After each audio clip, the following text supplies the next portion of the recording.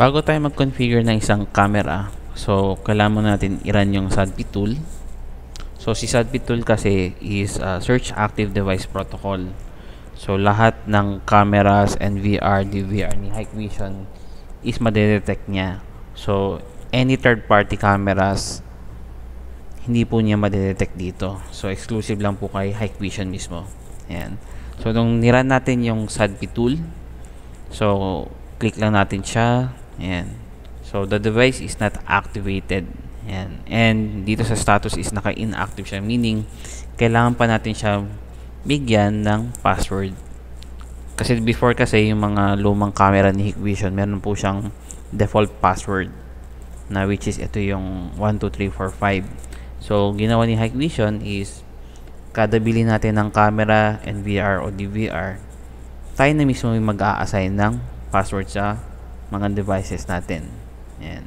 So dito sa new password na to is if ever na naiisip nyo na ay ilalagay ko na lang password admin, so yung system po ni Hikvision hindi na po niya tatanggapin yung admin as a password. Ayan. So kailangan nyo mag-create ng minimum of 8 and maximum of 16 alphanumeric na password po. So nasa sa inyo po yun kung gusto nyo i-maximize yung 16 na password na yun, as long na dapat matatandaan nyo yung password nyo. Ayan. So assign na tayo ng password. So ang gagawin kong password ay siyempre madaling tandaan lang.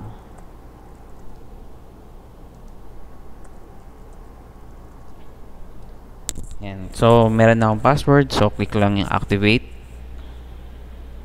Ayan. So device is activated. Ayan. So may lumabas na 3 questions. So pwede tayo mag-select ng security question number 1. Ayan. So meron tayong pagpipilian. So etong security question kasi na to, magagamit natin to if ever na nakalimutan natin yung password na naiset natin sa camera. Ayan.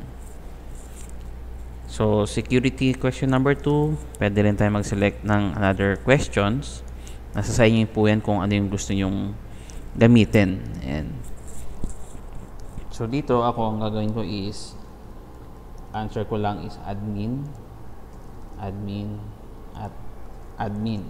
Ayan. So bakit admin yung ginamit ko is pang lang naman to, pang video tutorial lang naman po siya. Ayan. So confirm ko lang. And the security question is set. Ayan.